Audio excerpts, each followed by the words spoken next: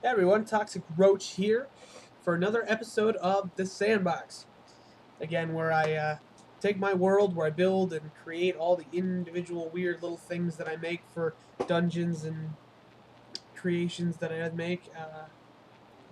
It's my testing ground, my blank canvas, if you will. So this episode, I'm dealing with large closing doors and extendo platforms, which are cool. First one I want to show you is the large closing door. It's very cool. Pretty proud.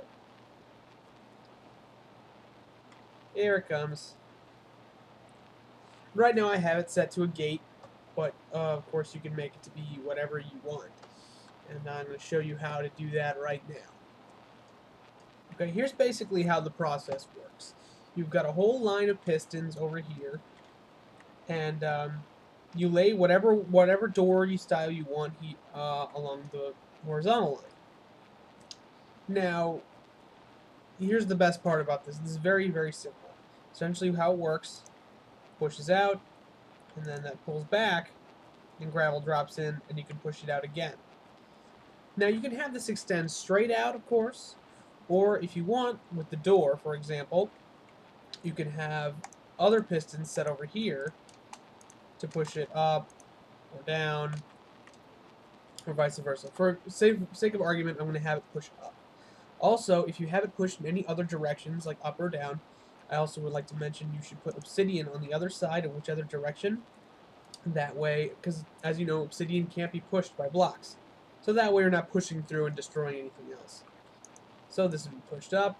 When that timer goes off, then we pushed again, set. And this whole line slowly gets moved up.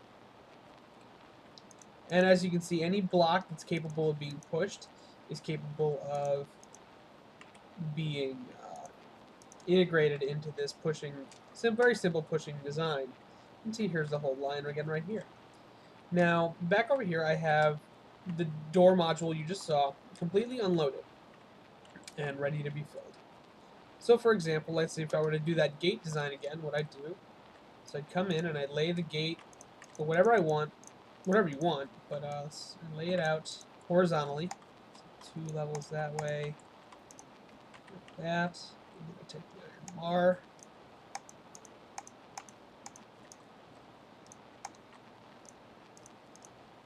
Now this is always fun for front entrances. I've used it in dungeons, and the simple design has lots of uses which I'll go over. But right over here by the pistons, you just lay the certain layers of gravel. Now, it's always good to count how many blocks you're pushing. So if I'm pushing 1, 2, 3, 4, 5, 6, 7 blocks, I should lay out at least 7 just to be sure. 7 layers, I should say. So we're at 1, 2, 3, 4, 5, 6, 7. And that's basically how you load it. And like I said, you've got the obsidian over here, so it doesn't push through and break anything else. I had this basic clock set up here, but you can have any certain redstone clock or repeater. I prefer this one because I really like the timing of it, because if the timing is off, then the pistons won't push at the appropriate times, and it's kind of annoying. Like if these haven't pushed down yet, these can't push forward, and vice versa. But this is just very simple. You just come over, the block piston pushes that there, which connects the circuit. And as that minecart goes around the track, every time it makes a loop, it runs the pistons through their cycle and closes the gate. Now, like I said, there are many, many uses for this simple gravel, massive block movement design. And one of which was my favorite was over here. And these are the extendo floors. Now, I love this. I put it in many dungeons. And it's just, no one can get over that. And so I have a basic puzzles here, but I've hooked this up to more complicated ones, and just whatever puzzle you want to activate that final. But you can see also the gravel used for pushing that floor over there has been used for another door. But the large floors extend out, and the door drops, and boom, you have your way across. Also, it's just like I said, it's just very simple. These are all hooked up to the same circuit, running on the similar minecart track design, and it just looks really cool.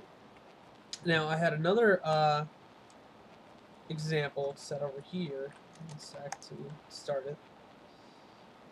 You can make moving walls. This is just one for example. And like I said, with this certain pattern of item, this one actually doesn't use gravel. These have the blocks of yarn are going in a loop. So there are actually 4 lines of piston pushing in the next direction. And it kind of goes in this big circle. And the added benefit of that is, A, you can use it as like a moving picture screen here. I've made micro movie theaters and have these set up as the screen, and like do it in a horizontal loop so it'll look like the landscape is moving horizontally. But you can go inside as well and see everything move. I mean, it's very slow, obviously, and I know it looks a little laggy, but with all these pistons firing and the blocks moving, you can't do too much because the game will start to slow down and it'll have a tough time rendering everything. But yeah, like I said, the possibilities with this are endless. You can have walls go up, down, floors come out, doors open, and any large scale piece of blocks move using this gravel falling into pistons formula. And the only downside to this, for example, is that door on the other side that I set up can't be reset. None of this can be reset. Because gravel, like I'd have to have another system to push these back up, and the gravel would have to go back up too. So every time this door closes, it has to be broken down and manually reset. So like I said, it's not so good for like the front door to your house or anything like that, unless you're willing to reset it 1,000 times a day. But at the same time, if you're doing adventure maps, dungeons, or just anything cool like that, this is the way to go. And I think it looks cool. It's got that great presence, and I've also used this design for a cannon I made, a TNT launching cannon. You can check the link to that there. I'll post it. Yeah, and so this was just really cool, and like I always keep finding more and more cool ways to use it, and yeah. So like I said, it's very simple. You just got to make sure that timing sequence is right. For example, like these are ticked 1, but you've got a couple delays here, so these fire first before that one. So that's pretty much what's got to go. They got to push down before forward, or vice versa, up, down, whichever way you're pushing these blocks out. So again, you know, I hope you found this helpful at all. I'm ToxicRoach, and this has been the Sandbox. Be sure to like and share this video if you found it helpful. And thanks for watching. Happy crafting.